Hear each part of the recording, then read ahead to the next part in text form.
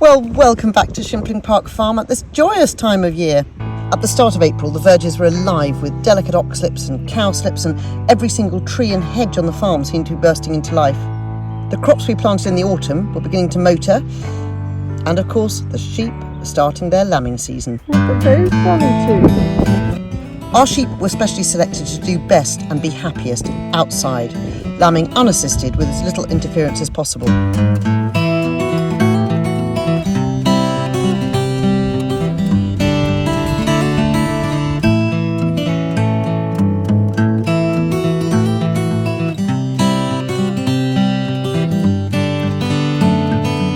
Obviously, if they ever do need assistance, our wonderful team make a pop-up hospital to support them. There you go. And is that W watch one? Yeah, in the field. You got a bit lost, unfortunately. And that one's a little hungry. Lambing is hugely demanding on our lovely shepherds. So how's it going, you two? Yeah. Quite well. Yeah? You having some lunch? Yeah. So go around first thing in the morning and see if there's any problems from overnight. Any hungry lambs or any stuck lambs. Yeah, in the daytime we ring and tag them. Okay, so tag number one. That's a visual tag. Orange in colour, the girls are blue this year and the recorded girls are green. So when they come through the race, getting split off, it's quite easy. And what's the second tag? So that's its electronic identification tag. This one's got a chip in it, a microchip, that will read that all. But equally there's also a visual number as well. And is that a legal requirement? Yes. And then the tail band goes on again. Just removing this part of the tail, if this got soiled wool when it's older, it's just more likely to get fly strike in. Okay, and he's off. So how old do you think that one is, Cameron? So that one will be probably 6 hours.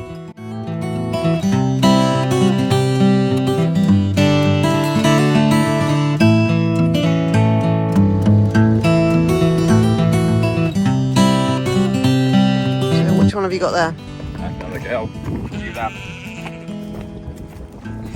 It's just an earring. Back in a minute. Scan her, so you know how many ewe lambs you've got in this non-recorded group. So we scan them as female lambs for this particular group, and then just put a little spot on her shoulder, What's the spot on her shoulder for? so that we can see that she's been marked and that we know that she's a single. So just put one on each side. So you don't weigh them all, but she is in all. We do. So she's 8.5. 8.5 kilos That's a at big- birth. Back to mum. There you go.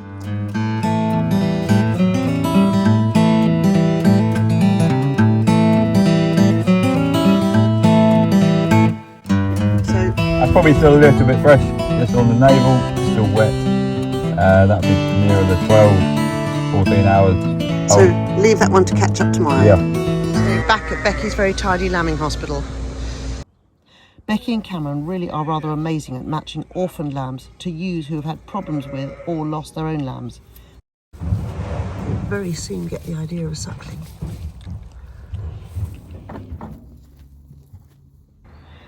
As soon as possible, everything is back outdoors where they'd all rather be.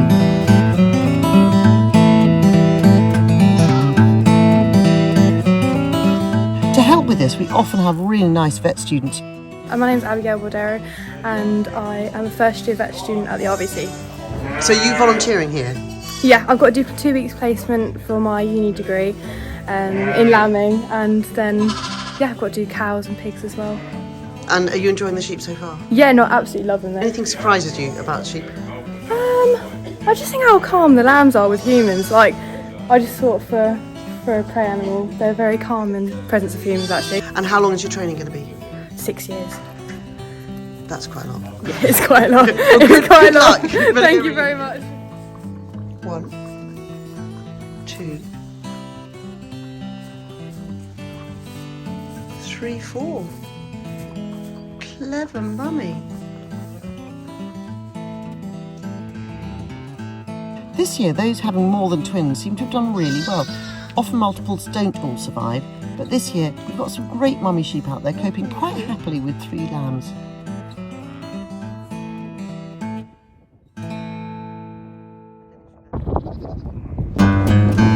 And back on the arable side of the farm, it's time to start planting the fun stuff. We finished our spring drilling yesterday. We had to leave the last crops a bit later because they are not frost tolerant. So we had to make sure that we got over our frost, which we did last weekend. And we've drilled our peas that are going for organic baby food. We've drilled another crop of chia, which we drilled for the first time last year. So I'm really excited about that.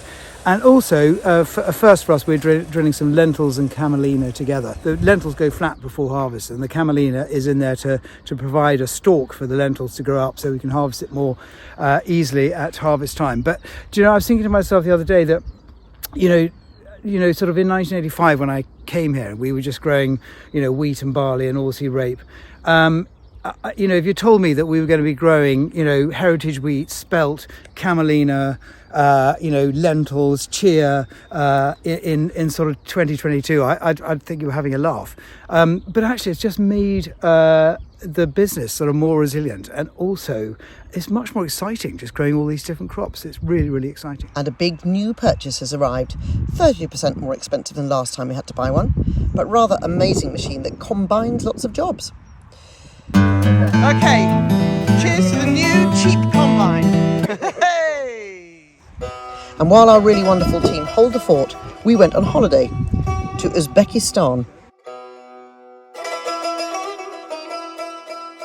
I suppose not surprisingly, we were very excited when we found some wheat grown as a garden decoration. So listen, we're in Khiva. Well, what's really fantastic about this wheat, if you look at it, first of all, it's flowering. It's huge, it's an enormous head. And I've said to the guy, could he find me some grains? Because I'd love to try some out in England, but they look absolutely fantastic, don't they? Is there any reason it wouldn't grow in England? I don't think so. I think it should be able to grow in England, but maybe just try some seeds in the autumn and some seeds in the spring and see which works better. Okay, well that's next year's farm experiment. It is quite bizarre having this wheat in the middle of these incredible minarets and towers. And it turns out that the main meat eaten in Uzbekistan is lamb and older sheep meat, mutton. So with a view to our season of lamb coming up in August, we thought we should stock up on some new spices, Uzbeki style, and learn a new recipe. How do you cook lamb in Uzbekistan? Before, when the lamb is ready, before take to the dishes, we put the spices and then we take, about 5 minutes before. Star anise, cardamom, cinnamon, cloves, coriander, paprika, sweet paprika, hot paprika, chili, dry tomato, cumin, nutmeg, ginger, turmeric, and chinkabab. And the last one, citron pepper. And do you marinate the lamb? Yeah, before also we marinate, it gives better taste. Really looking forward to using it, hey? But it's time to get back to the farm, and everything is growing.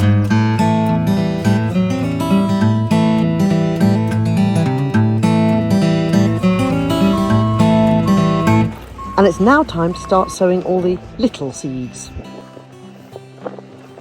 Sam and Charles are planting a fertility building crop which will grow underneath our spring sown grains so that it can get a head start, because next year this field will be in its fallow part of the rotation.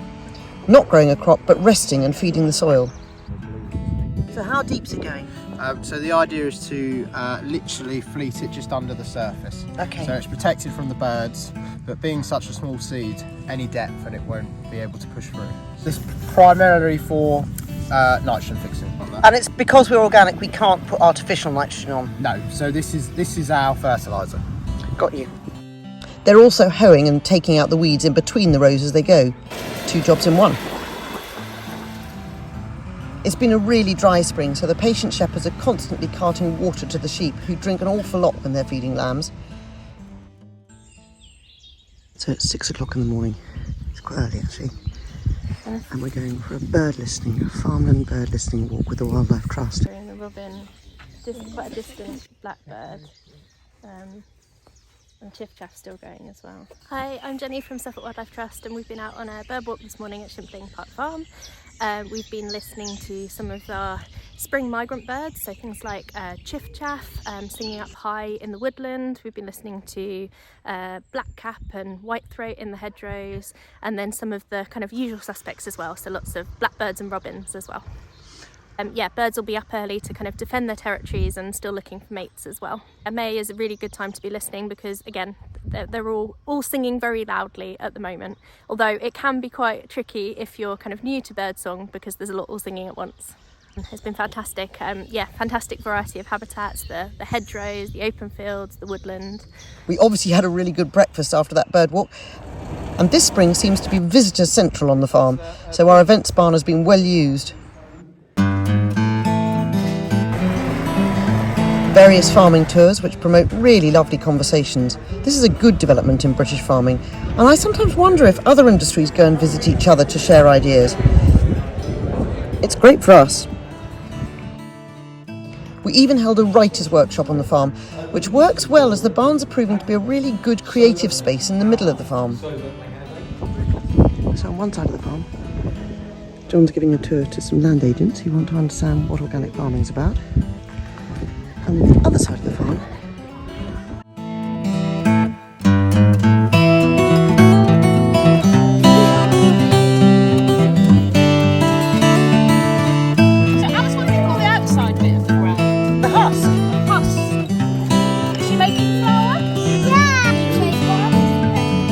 we do lots of things on a school visit, getting up close and hands-on with wheat, working out where our food comes from, and having a really close-up look at nature. Some of these children that visited this month have never been on a coach or indeed on a school trip due to COVID.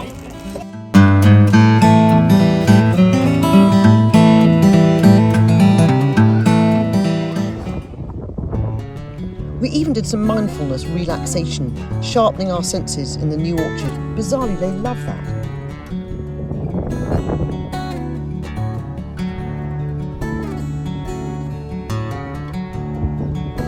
You can wake up now.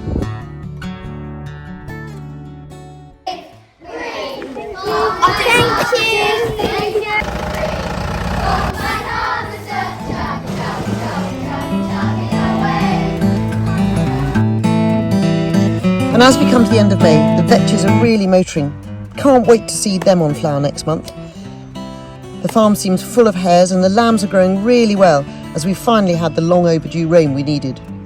The team are shearing the ewes, the mummy sheep, as their thick woolly coats are getting some unwanted attention from flies, who might lay eggs on them if we're not careful.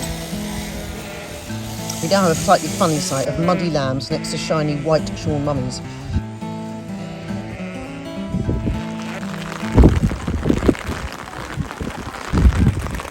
And finally, we had a huge memorial on the farm.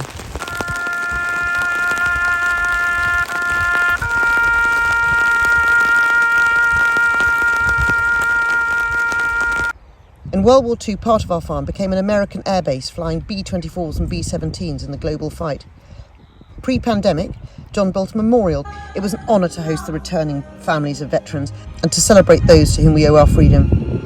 Bizarre to think of this sleepy farm housing 2,500 foreigners, a reminder that we are only fleeting visitors on the land as history unfolds itself.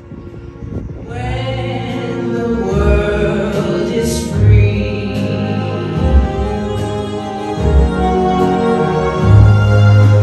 Thank you so much again for joining us.